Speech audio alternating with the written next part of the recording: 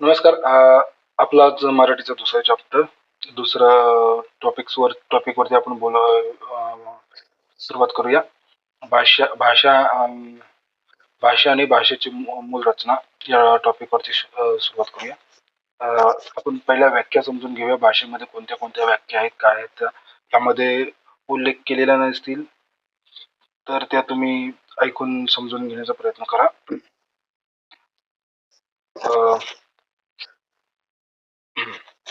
भाषा आपले विचार व्यक्त करण्याचे साधन म्हणजे भाषा होय. दुसरे आहे व्याकरण. भाषेचे शास्त्रशुद्ध स्पष्टीकरण करणारे शास्त्र म्हणजे व्याकरण होय. ठीक आहे. चौथा आहे वाक्य. पूर्ण अर्थाने बोलणे किंवा अर्थपूर्ण बोलणे. पूर्ण अर्थाने बोलणे किंवा अर्थपूर्ण बोलणे म्हणजे वाक्य होय. किंवा दुसरं म्हणजे शब्दांचा केलेला एकत्रित बेरजेला वाक्य असे शब्दांच्या केलेल्या एकत्रित बेरजेला वाक्य असे म्हणतात. ओके. दुसरा शब्द ठराविक क्रमाने आलेल्या अक्षरांच्या समूहाला काही अर्थ प्राप्त होत असेल तर त्यास शब्द असे म्हणतात. पुढचा आहे अक्षर. कधीही नष्ट न होणारे म्हणजे अक्षर. आपल्या आवाजाच्या किंवा मूलध्वनीच्या खुणा आणि पूर्ण उच्चाराचे वर्ण म्हणजे अक्षर होय. ठीक आहे. पुढचं वर्ण. आपल्या तोंडावाटे जे मूल ध्वनी बाहेर पडतात त्यांना आपण वर्ण असे म्हणतात.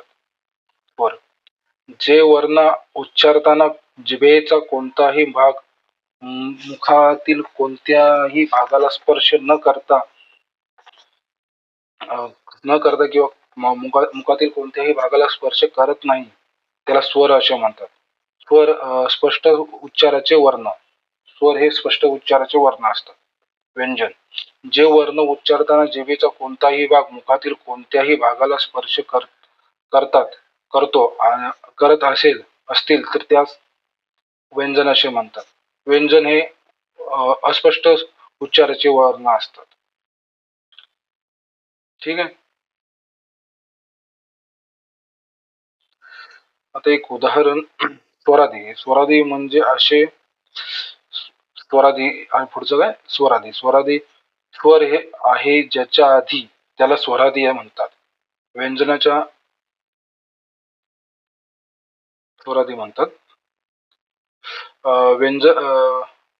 व्यंजनात स्वर मिसळल्यावर अक्षर तयार होते.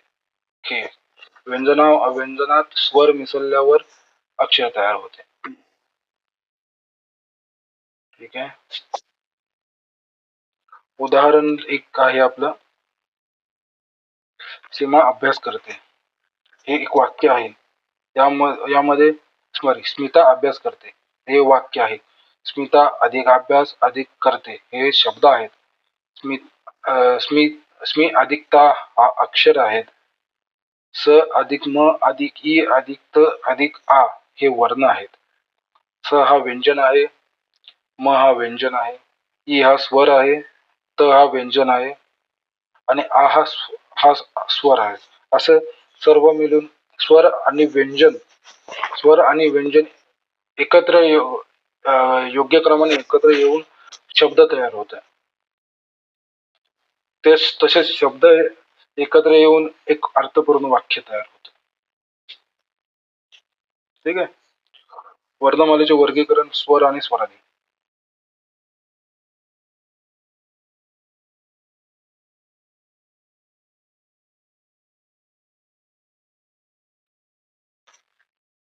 अच्छा. आधुनिक वर्णमालेमध्ये 50 वर्ण आहेत. वर्णाचे 3 प्रकार पडतात. आता एक आपल्या इथे स्वर आणि स्वरादी आलाय आणि तिसरा याच्यावरती व्यंजन आणि व्यंजनाचे वर्गीकरण केलंय. तर स्वराचे 3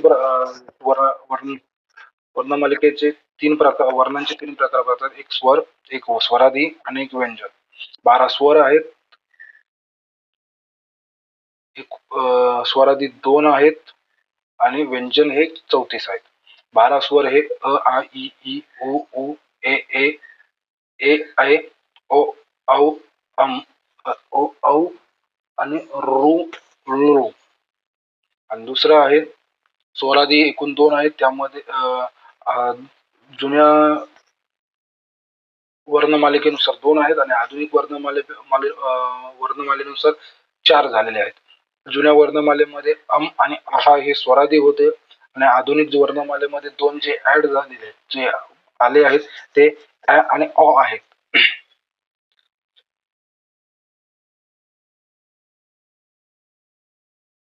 इथे दिलेले आहे का? हा, आधुनिक वर्णमाला. ठीक आहे. व्यंजन. व्यंजन हे 34 आहेत.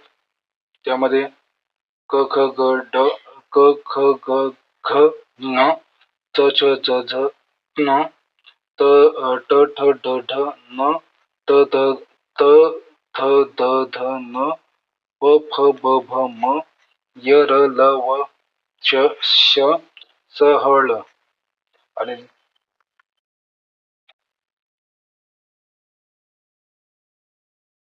ठीक आहे. स्वराचे प्रकार आणि व्यंजनाचे प्रकार आणि त्यांचे ठिकाणावर थोडस समजून घेऊया. स्वराचे प्रकार हे ऱ्हस्व स्वर, ऱ्हस्व स्वर, दीर्घ स्वर, सजातीय स्वर, विजातीय स्वर आणि संयुक्त स्वर. याच्यामध्ये ऱ्हस्व स्वर मध्ये आ, इ, उ, ऋ, ऋ. दीर्घ स्वर मध्ये सॉरी ऱ्हस्व स्वर मध्ये अ, इ, उ, लु, लो. दीर्घ स्वर मध्ये आ, इ, उ, ए, ऐ, ओ, औ. सजातीय स्वर मध्ये अ, आ, ई, उ, ऊ, ए, ऐ, ओ, औ. विजातीय स्वर मध्ये आ, ए, ऐ, ओ, ई, ओ, औ, उ. संयुक्त स्वर मध्ये ए अधिक अ सॉरी ए म्हणजे अ अधिक इ, ऐ, ए, ऐ म्हणजे आ अधिक इ, ऐ, ओ म्हणजे अ अधिक उ, ओ, औ म्हणजे आ अधिक उ, औ. दुसरं आहे व्यंजनाच्या प्रकारानुसार. व्यंजनामध्ये 34 व्यंजन आहेत आणि मराठी भाषेमधील वर्णमालेतील जे वर्ण उच्चारताना जे मुखातील कोणत्याही भागाला स्पर्श करत असेल त्याला व्यंजनाचे म्हणतात. स्पष्ट उच्चाराचे वर्ण म्हणजे अस्पष्ट उच्चाराचे व्यंजन म्हणजे वर्ण म्हणजे व्यंजन होय. व्यंजनाचे प्रकार आकृती आपण दाखवूच. कठोर व्यंजन, मृदू व्यंजन, अनुनासिक, अर्धस्वर, उष्मेय किंवा घर्षणे. दुसरा महाप्राण आणि स्वतंत्र. कठोर व्यंजन हे उच्चार करताना ताण द्यावा लागतो म्हणून त्याला कठोर व्यंजन असे म्हणतात. मृदू व्यंजन. मृदू व्यंजन उच्चार करताना ताण द्यावा लागत नाही म्हणून त्यांना मृदू व्यंजन म्हणतात. अनुनासिक. उच्चार करताना अर्धा किंवा लहान स्वर नाकातून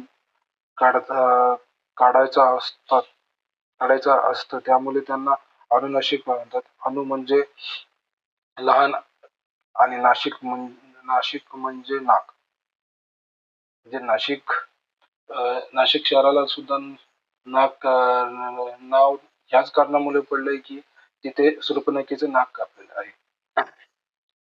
अर्धस्वर. ज्या व्यंजनाचा उच्चार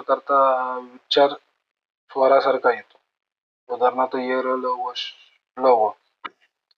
याचा उच्चार ई सारखा येतो, र चा उच्चार ऋ सारखा येतो, ल चा उच्चार ऋ सारखा येतो, व चा उच्चार उ सारखा येतो.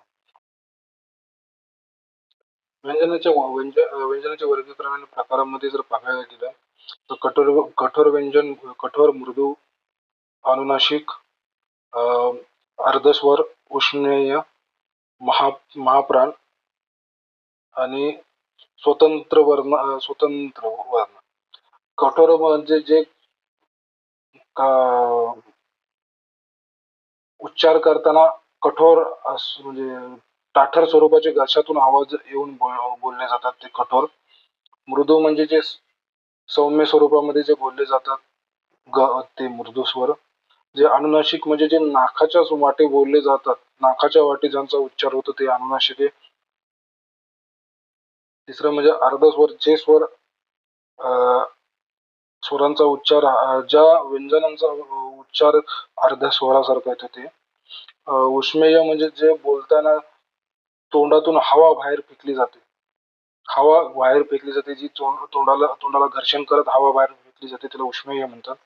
महाप्राण हा असा शब्द आहे जो मोठा श्वास घेताना किंवा एखादा माणूस शेवटच्या स्टेपवर असतो, जेव्हा शेवटचा जो श्वास घेतो असतो तेव्हा जो उच्चार येतो या स्वरूपाचा ह यासाठी महाप्राण वापरलं जातं. आणि स्वतंत्र म्हणजे ल हा स्वतंत्र वर्ण आहे. तर कठोर व्यंजनामध्ये क ख च छ ट ठ त थ प भ प फ. मृदूमध्ये ग घ ज झ ड ढ द ध ब ब भ. अनुनासिकेमध्ये न त्र न न म. अर्धस्वर मध्ये य र ल. उष्मेयमध्ये श श श श श स श श स. महाप्राणमध्ये ह, स्वतंत्र मध्ये ळ. एक चार्ट मी बनवलं आहे जे मुखाच्या अवयवानुसार उच्चारले जाणारे स्वरस्थाने. आता बघा, कंठातून जे स्वर उच्चारले जातात ते कठोर असतात. जे कंठातून जे स्वर उच्चारले जातात ते क ख ग घ न. आणि ह सुद्धा हा महाप्राण कंठातून उच्चारला जातो. दुसरा तालव्य म्हणजे आपलं तालूच्या भागाकडचं तालव्य, जे आपलं तालव्य दिसतंय तिथून जे टच करून तालूला टच करून म्हणजे जीभ लागून जे येतात, म्हणजे च छ ज च छ ज झ त न य न य श. दुसरा दुसरा काय मूर्धन्य ना.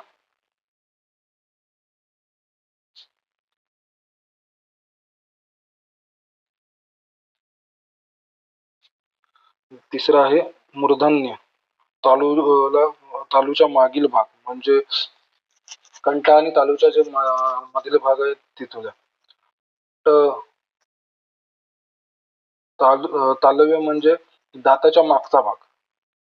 त च. आणि मूर्धल्य म्हणजे तालव्याच्या आणि कंठाच्या मधला भाग.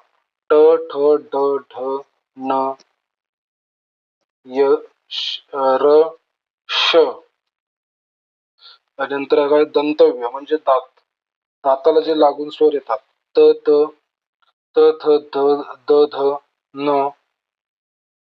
ल स. दुसरा आहे ओष्ठ्य म्हणजे ओठांना जे लागून जे उच्चार येतात ते प फ ब भ म. नंतर दंत तालव्यामध्ये च छ ज झ.